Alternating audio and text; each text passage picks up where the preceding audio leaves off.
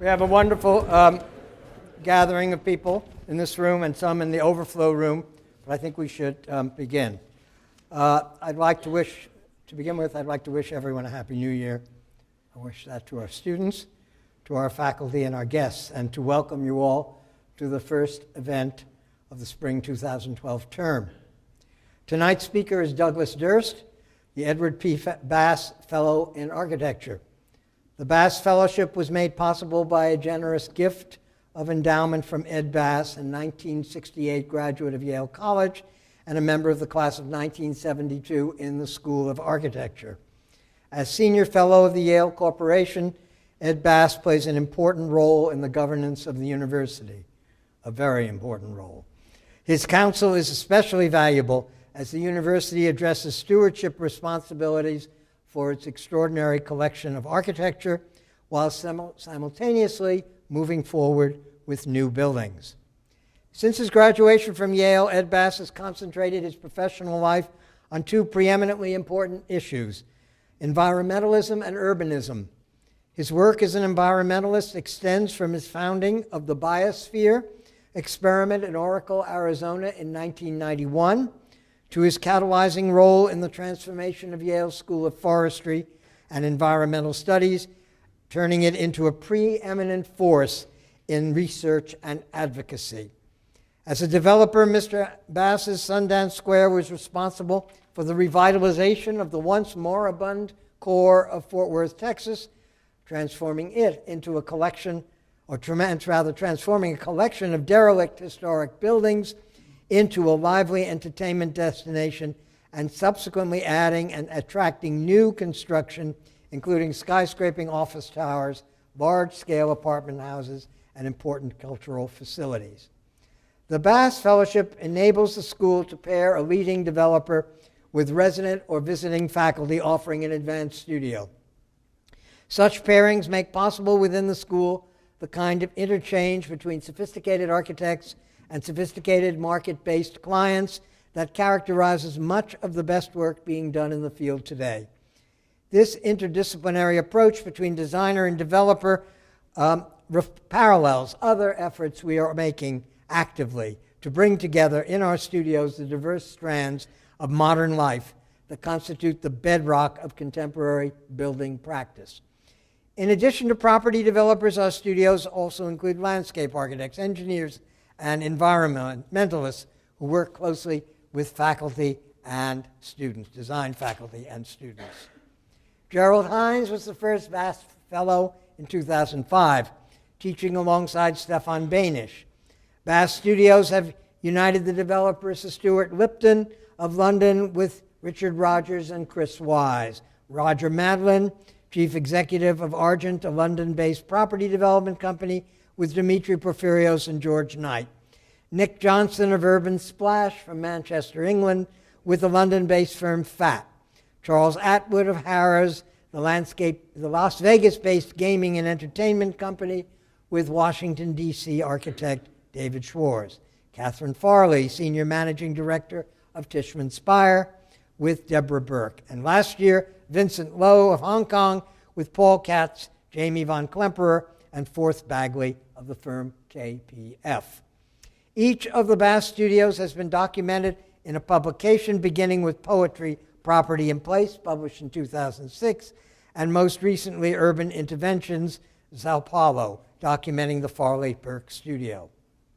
This term's Bass professor is Douglas Durst. He is teamed with Bjarke Ingels, founder, and Thomas Christofferson, partner in the Copenhagen and New York-based firm BIG.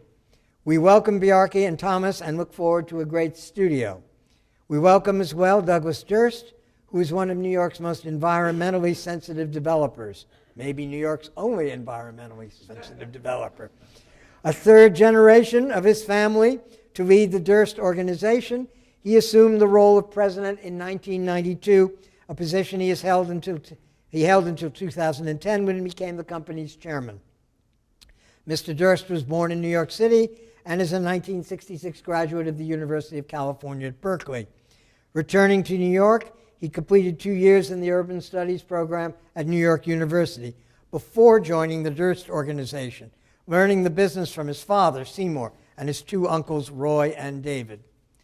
A director of the Real Estate Board of New York, the Graduate Center of the City of University Foundation, the New School, the Trust for Public Land, and Project for Public Spaces, he is also the co-chair of Friends of the Hudson River Park. Mr. Durst has been involved with the theatrical arts as well as environmental issues for many years and is a member of the board of directors of the Roundabout Theater, Primary Stages, and the Town Hall. He is, in his own personal life, a notable environmental activist, having created the largest organic farm in New York State.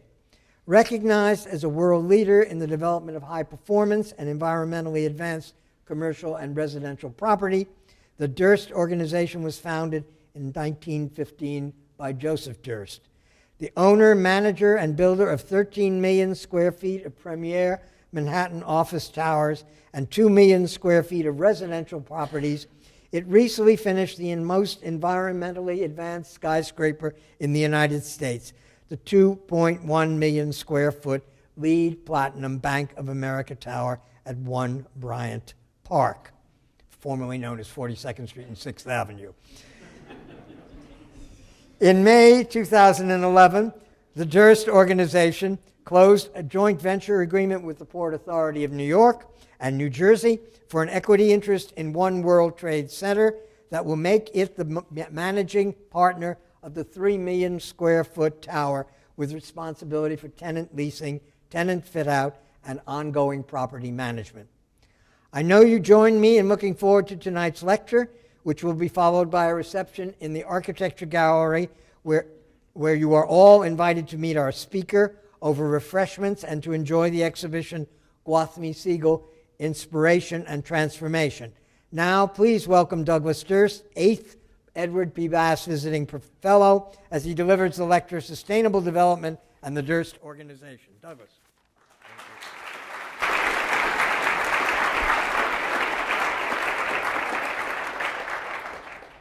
Thank you, Dean Stern, for inviting me, and thank you all for attending.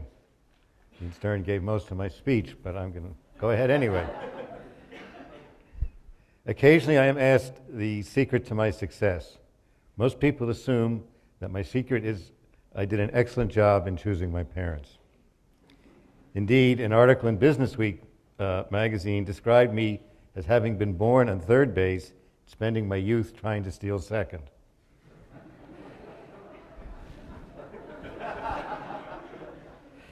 Today, I hope to explain what has made the Durst Organization successful while being an innovator and a leader in green design.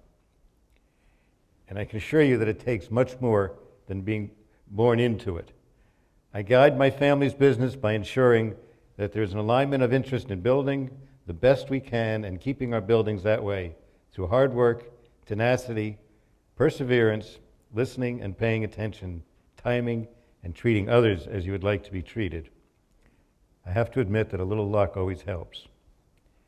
Many members of the family decide they would rather pursue other careers and work in the very high-pressured and tough atmosphere that is the New York City real estate business. But luckily, in each generation, some have been able to seize the tremendous opportunity handed to us and improve it for the next. I always point out that working for the next generation is the basis of environmental responsibility. We in my family have been taught since childhood to leave a place better than we found it.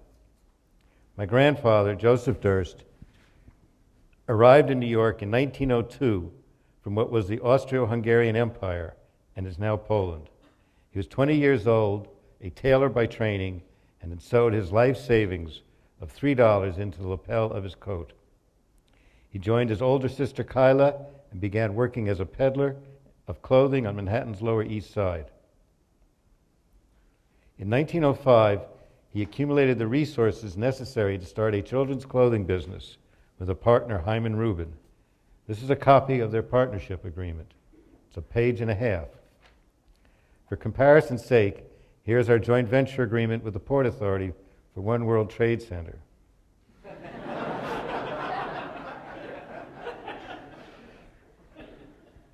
From the meager beginnings of investing $800 in 1905, between both partners, 7 years later, Durst and Rubin wrote checks for over $100,000.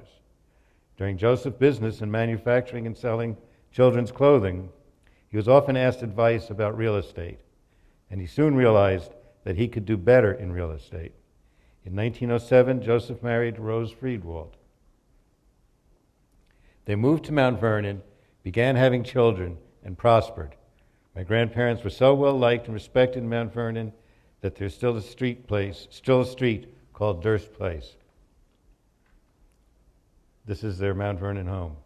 By 1915, Joseph's partnership with Reuben had ended, and Joseph bought his first building, 1 West 34th Street, and the Durst Organization was born.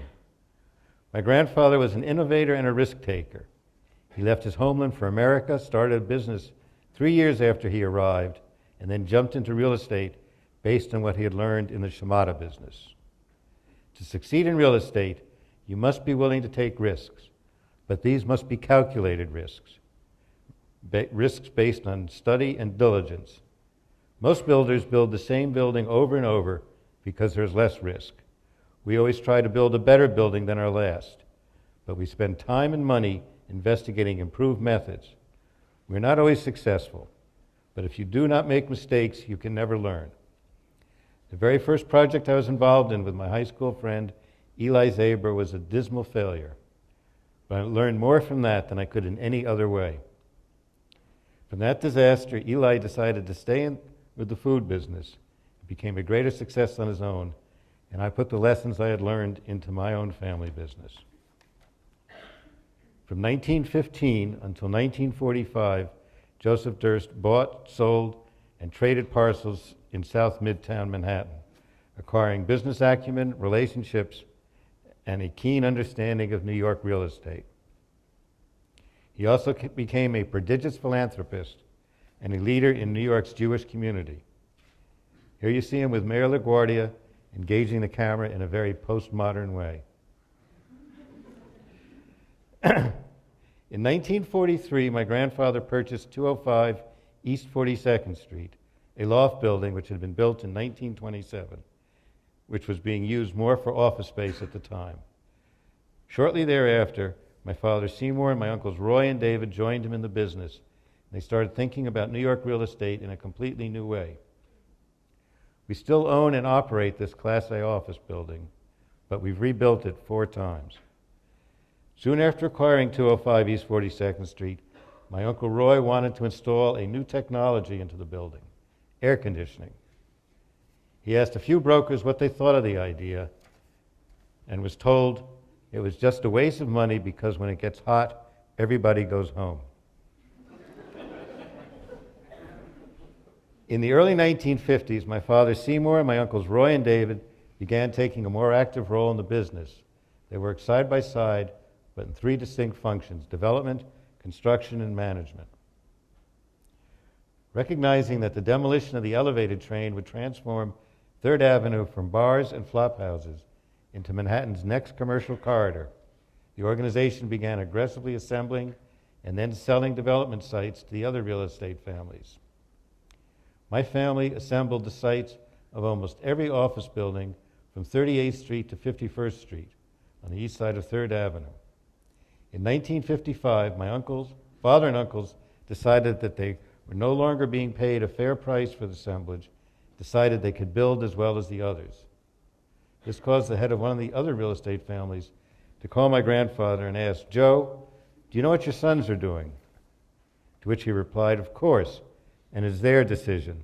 This began the tradition of planned succession in our family.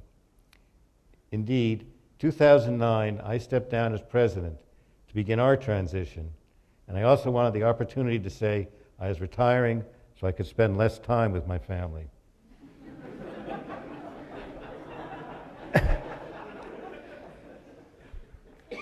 But our work at One World Trade Center has somewhat delayed this transition.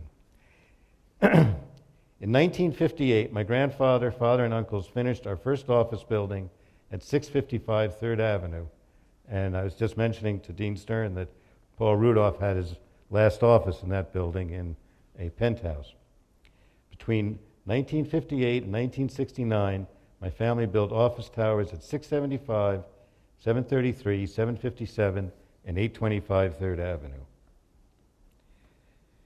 757 is the only one we no longer own, but all were designed by Emery Roth and Sons.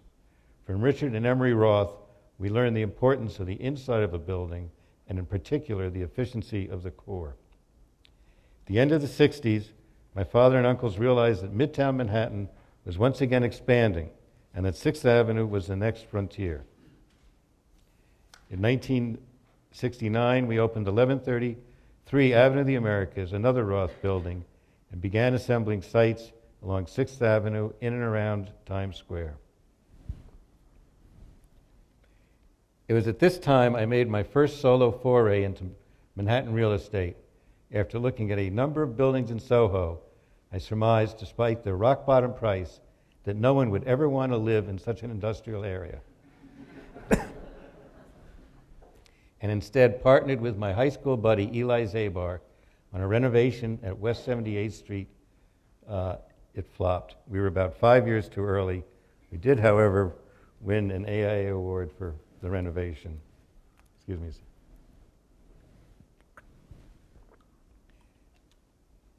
While the city's fiscal crisis and the national recession slowed the organization down in the 1970s, we opened 1155 6th Avenue in 1984 with White & Case as our anchor tenant. This was the last building we built with the Roth office. Had nothing to do with people calling it the Darth Vader building. White & Case recently renewed and will be a tenant of ours for at least 35 years. One of our tenants started in 1958 with us, 655 3rd Avenue, with 5,000 square feet, and they now have 30,000 square feet at 1133 6th Avenue.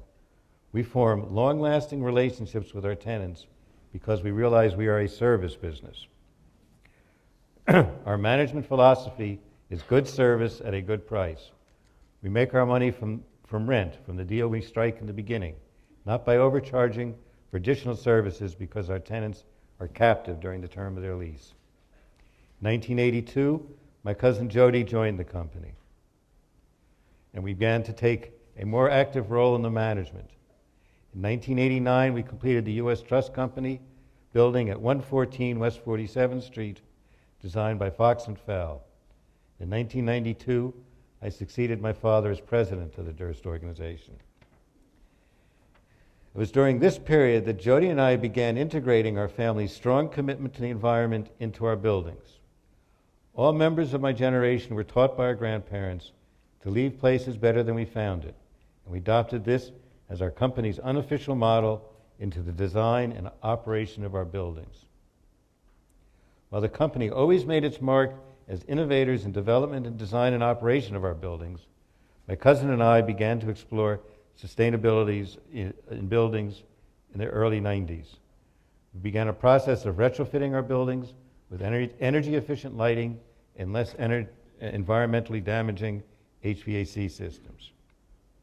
In 1993, we had the opportunity to rebuild 1133 6th Avenue, a major office building of 900,000 square feet. Not an opportunity we sought, because unfortunately the economy was in a deep real estate recession. But with all the major tenants having expiring leases and the need to do an extensive asbestos abatement, we could either abandon the building or rebuild it and hope to rent it. It took us a little to convince the senior generation, but Jody and I were able to take this opportunity and the risk of investing $100 million into a vacant building and to build in energy-conserving systems within the building. We installed some of the first variable frequency drives on our building's pumps and motors and put in energy conservation measures throughout. Our buildings all have the same color-coded mechanical systems so that anybody can go into any building of ours and know exactly what is going through the pipes. These relatively modest changes were the beginning of an iterative process that continues today to build better, more efficient, healthier, and more sustainable buildings. By 1994, we had renovated and leased 1133, and I, with too much time on my hands, was trying to convince New York City officials to start the stalled Times Square redevelopment project. I went from official to official with my reasons why now is the time for the 42nd Street project to be building an office tower in Times Square. Finally, I ended up in the office of then City Council Speaker Peter Vallone. At that time, the City Council had none of its present-day authority. As a matter of fact, it had almost no authority. And still, Peter only half listened to me while he kept an eye on the council proceedings on a TV. Finally, he turned to me and said, "What is it to you if it ever gets developed?" I had no answer.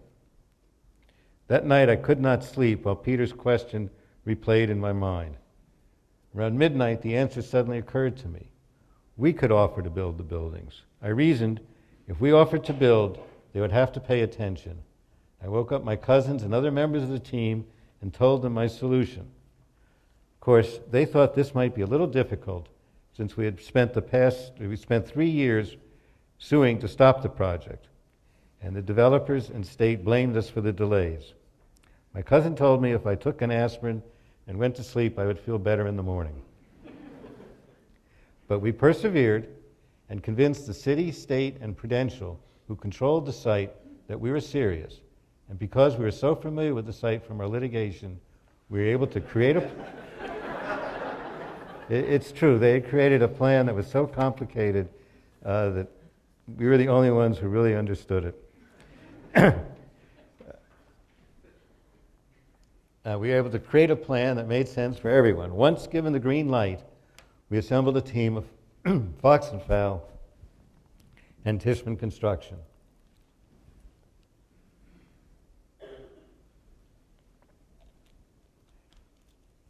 We all agreed that we would now build the first high-rise green office building.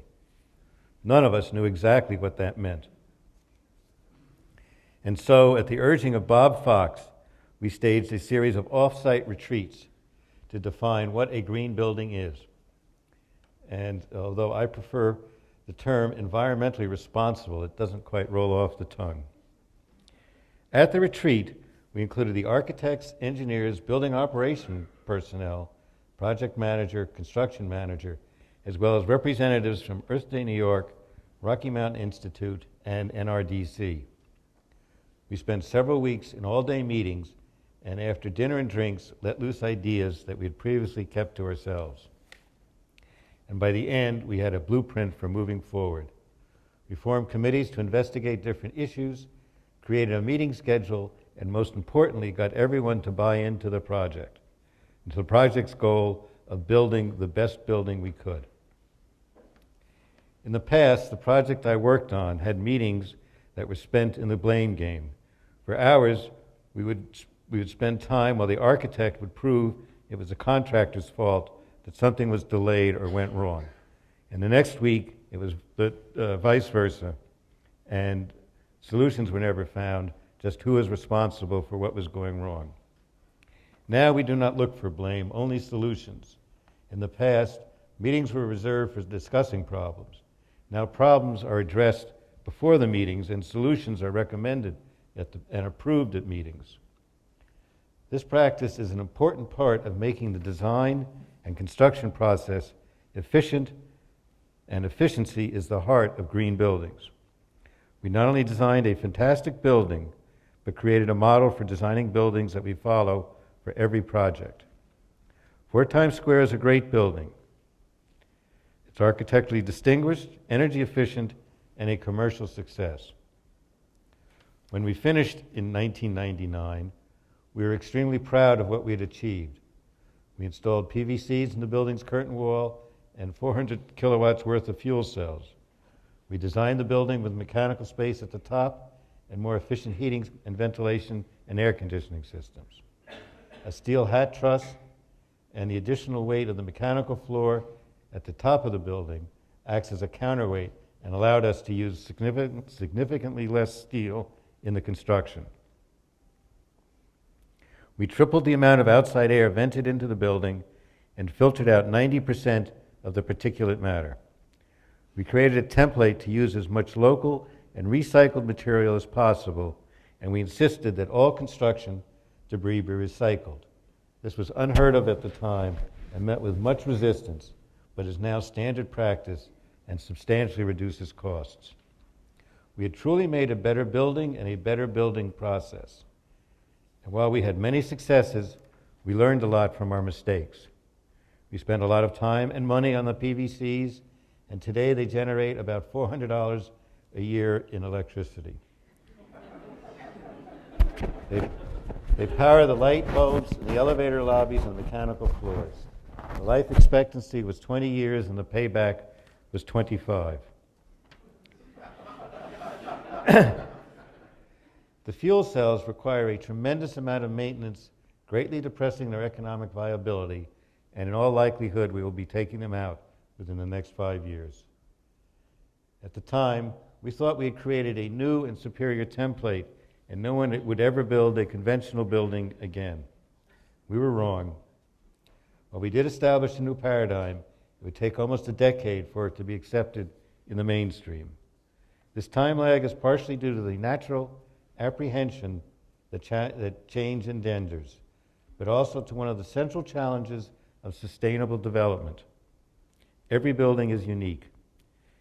Even relatively minor differences in location, use, and size can significantly alter the building's design and operations. Thus, one-size-fits-all solutions for greening buildings are inherently problematic. This is our issue with LEED. While the industry did not immediately embrace sustainable or green buildings, the Durst Organization did. 2003, we began the planning of One Bryant Park. We are now guided by our experience of 4 Times Square and the newly developed LEED standard for sustainable development. We learned that using the least amount of energy in operating a building could not and should not be the goal of sustainable development.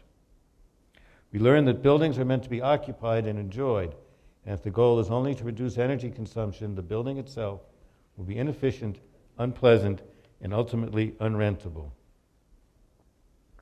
Using the least amount of energy possible in operating a building cannot be the goal of sustainable construction. We learned from 4 Times Square that the goal of sustainable development is efficiency. A green building is a building that uses the Earth's resources and energy efficiently and is an efficient and healthy place to work.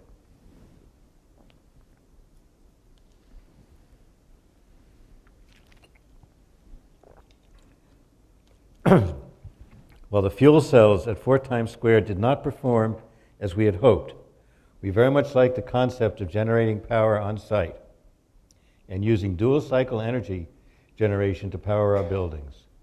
We designed into One Bryant Park a 4.6 megawatt combined heat and power plant. It runs on natural gas, and we use the waste heat to generate hot water, to heat the building, and through an absorption chiller to make air conditioning. Power from a conventional utility power plant is about 30% efficient, while our cogen plant approaches 70% efficiency.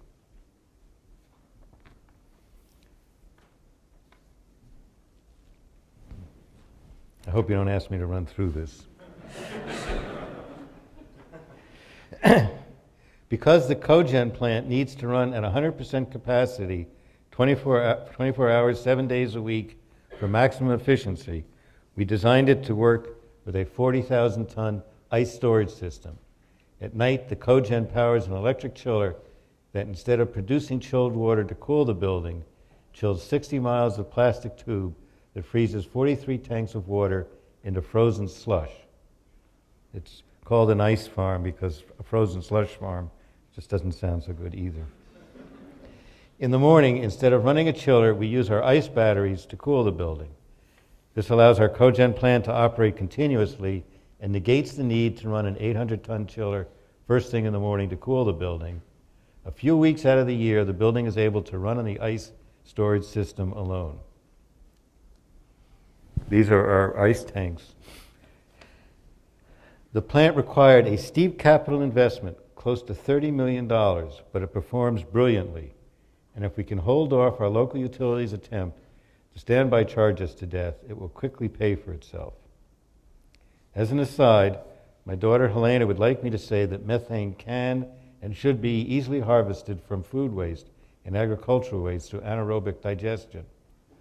We seriously investigated the implementation of an anaerobic digester in the basement of One Bryant Park to deal with the food waste from the cafeterias and restaurants in the building. Unfortunately, the amount of food waste generated in the building would never create enough methane to justify the expense. One Bryant Park's water efficiency is one of our proudest achievements, though. New York has an abundant and cheap supply of potable water, but we believe this is a temporary condition. And as a multi-generational real estate company, temporary is anything less than 20 years. While we currently have a great freshwater delivery system in New York, we have a lousy sewage system. Our combined sewers overrun our sewage treatment pumping stations dozens of times a year, pumping billions of gallons of raw sewage into New York's rivers and harbors. To combat this, we installed a number of water-saving devices into One Bryant Park. We use waterless urinals in the men's bathrooms, a concept that was vigorously opposed by the plumbing union, despite that our water-saving system would add miles of plumbing to the building. We collect a majority of the rainwater that falls on our 2-acre site. New York gets about 4 feet of rain a year. We treat and reuse the building's gray water. We collect the groundwater that flows into our 80-foot deep cellar and also the water that condenses from our steam plant. We then use this water to flush One Bryant Park's toilets and for makeup water that is lost through evaporation in the building's cooling towers. All told, these features save 13 million gallons. This slide was what we projected. The savings has been more substantial. In order to maximize the efficiency of the built-out space and to increase the productivity of the workers at One Bryant Park, we designed the building to be a healthy and pleasant place to work. Our slab-to-slab height at One Bryant Park is 14 feet, 7 inches. This allowed us to install a raised floor and to have floor-to-ceiling windows without the obstruction of a convector. Well, the glass has a ceramic frit pattern baked into it to deflect solar gain and is double-paned and low-E. It's still glass. And glass is far from the most efficient way to enclose a building. But daylight and visual access to the outside world is more efficient for the user than the value of the decrease in energy efficiency. A building must work for its users, and trapping people 8 hours a day in interior offices and cubicles without access to natural light does not work for the inhabitants and does not allow them to work efficiently. We have the same philosophy when it comes to filtered outside air. One Bryant Park filters out 95% of the particulate matter and provides 2.5 times more outside air than the code requires. Tempering all of that outside air and filtering it increases the building's energy use. But once again, we believe it adds the efficiency and productivity of the users. We deliver this air through an underfloor air system. All the tenant floors at One Bryant Park sit atop a 14-inch pressured plenum, and this plenum space, besides housing all the office cables, is how the tempered air is distributed to the office occupants. The system has a number of advantages. It uses less energy because we only temper the air to 65 degrees, as opposed to 55 in a standard overhead HVAC system. This is because the air that comes from the floor does not have to cool and pass through the warm air at the top of the volume. This system makes reconfiguring the layout of tenant space much easier because there's not ductwork that needs to be rebuilt or electric conduit to be moved when we have to move a wall or change an office. From a user perspective, the system is vastly superior. The number one complaint in offices is that someone is too hot sitting right next to someone who is too cold. The vents in the underfloor air system are adjustable, and each occupant gets a vent. This means that individuals can control the temperature in their own office or workspace. The true test began when we moved into One Bryant Park, and I can say that we vastly understated the advantage of working in this environment.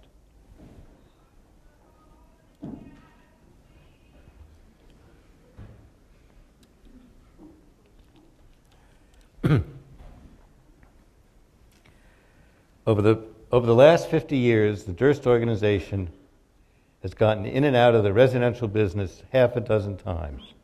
Currently, we are back in.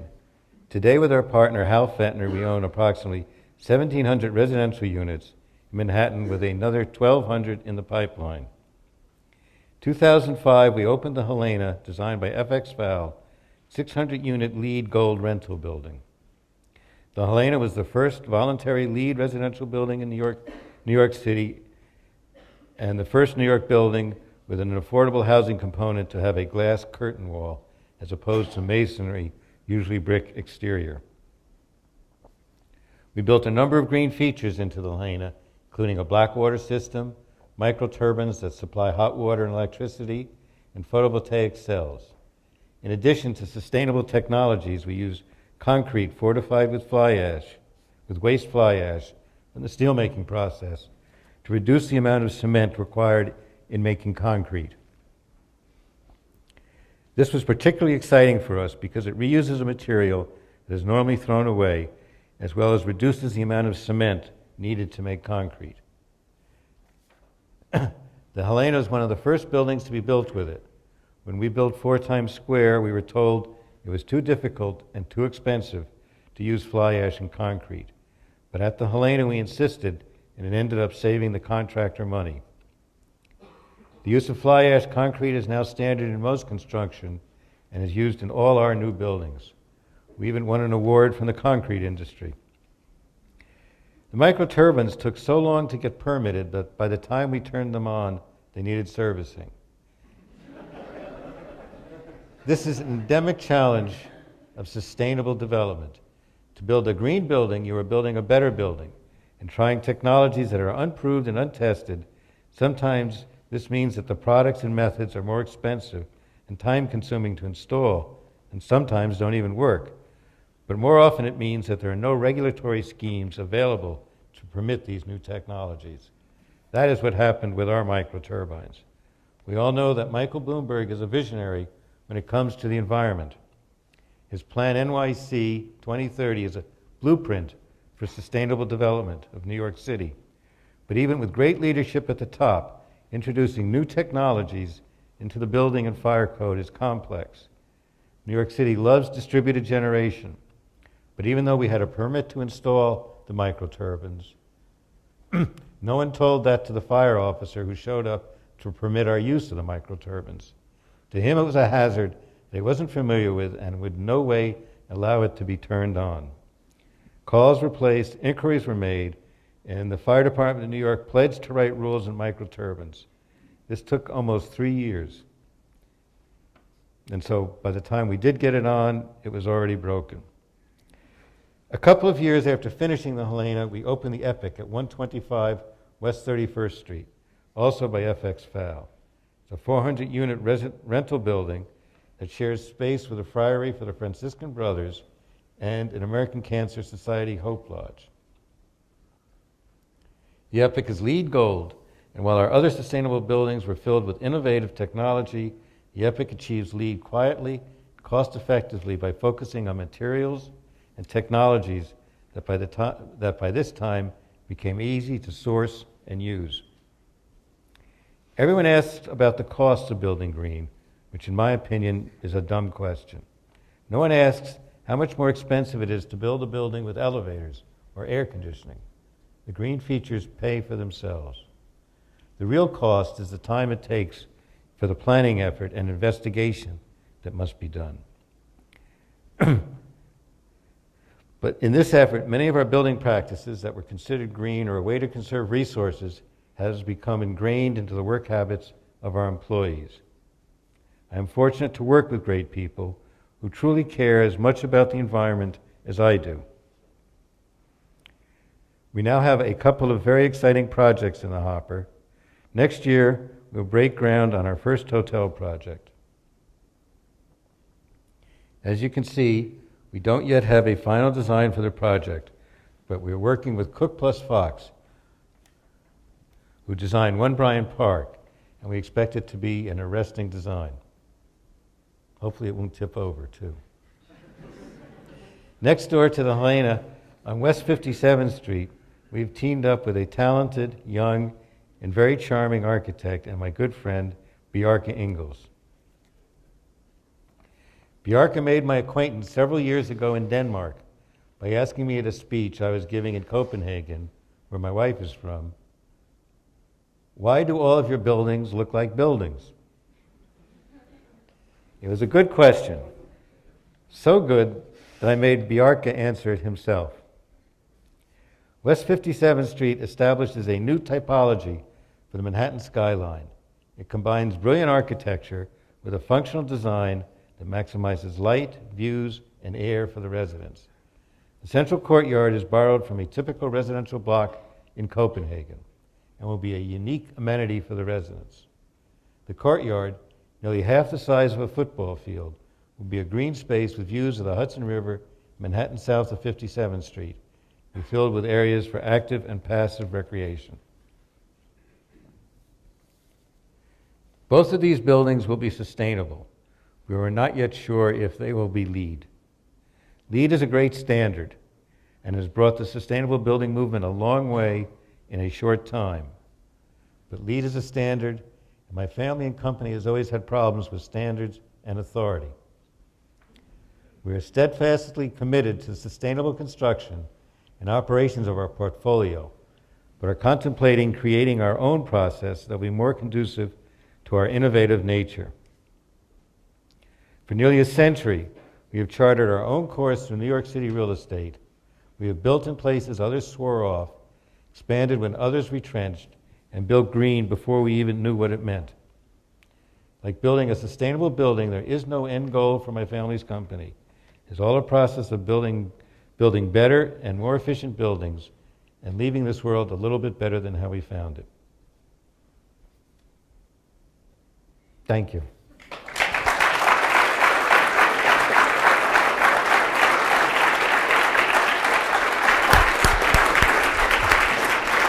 Thank you, Douglas. I think everyone enjoyed not only the part about what you've done, but the whole story of your family. I think that a personal approach to development and to business is something we don't hear very much about, and I think we really appreciated hearing about it. I certainly did. I think we probably have a few questions, and I know you'll be willing to answer them, so I will ask for questions from the audience. We put the lights up a bit. Carter Wiseman has a question. Your organization seems extraordinarily innovative and aggressive. A couple of times you mentioned running into regulatory problems. I'm curious whether in this case, the New York City regulatory agencies are as innovative and as receptive to your innovations as you would like them to be, and whether you can help them be more so. The answer is, they certainly are not as receptive. When we proposed our water-saving measures at One Bryant Park, the New York City DEC was against it because they would be losing revenue. We then explained to them the importance of reducing the water flowing into the sewage system, and now they are actually offering rebates to people who do water-saving technologies. We always hit resistance, but after a while, we're able to convince people that this is the right way to proceed.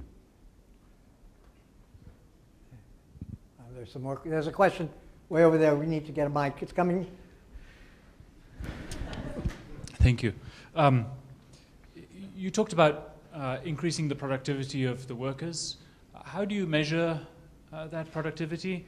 And is increased productivity always a good thing? You can tell he's not American.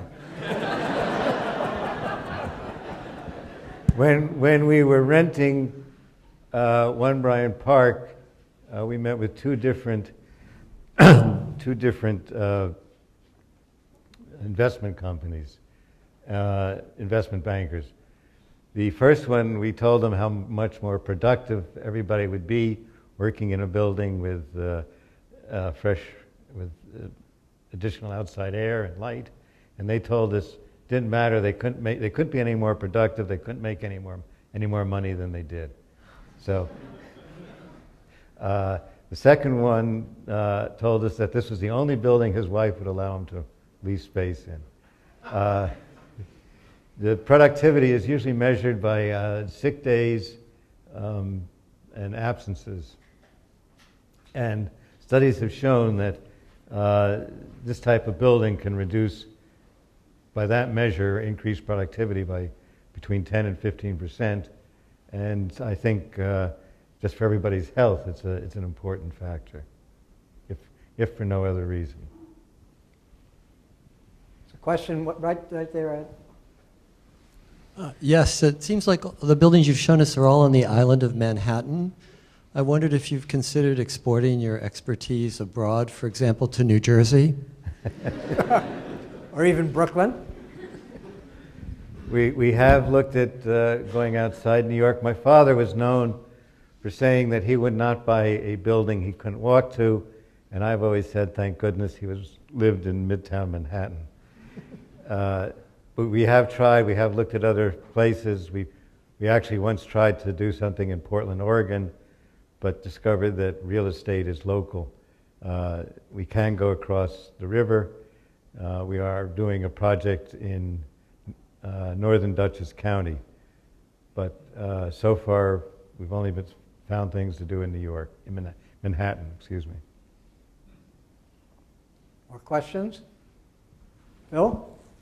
It's coming. Wait a minute. Mary?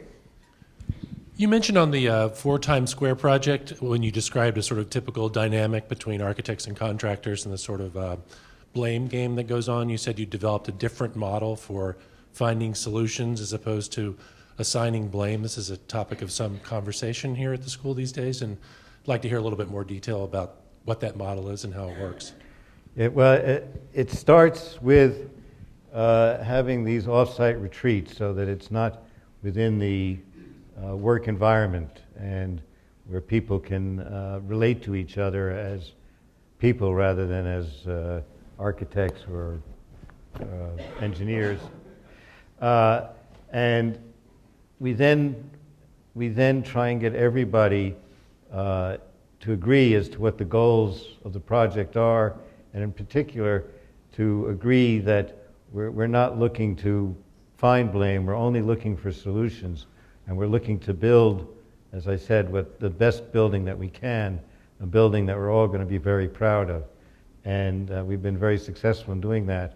We develop a great sense of teamwork, and everybody has bought into the project. But it really requires a lot of effort. It's not easy.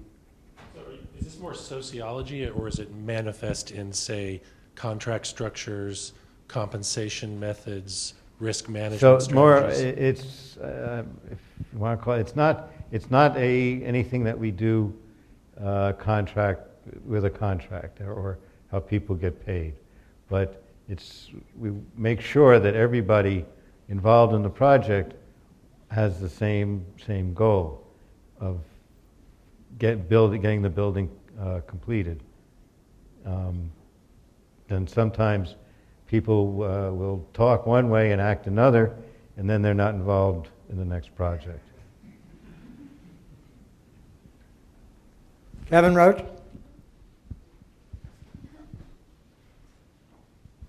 I don't really have a question. I just wanted to say how very important your message is to this young audience of architects. It's very important that they finally focus on these issues. You know, architectural education tends to be more focused on design, on identity, on exotic buildings, but this is really the critical stuff that we all must understand, that we all must apply as we go into the future. So thank you very much. Well, thank you, Mr. Hodge. Are there questions after that, or shall we retire on Mr. Roach's kind words of appreciation and thank him for that, and thank Douglas Durst. Thank you.